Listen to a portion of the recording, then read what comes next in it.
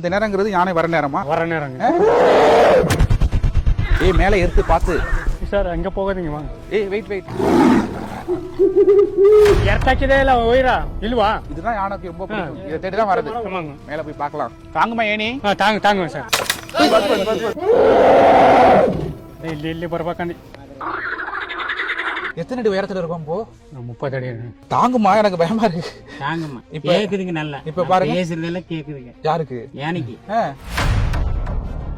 தேன் பூச்சி. இது குளவியா?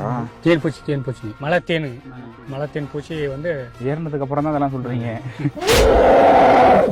மரத்து மேல நீங்க இருக்கீங்க அப்படின்னு நினைச்சுக்கிட்டு இந்த யானை இந்த மாதிரி மரத்தை தள்ளாது அப்படிங்கிறது என்ன நிச்சயம்?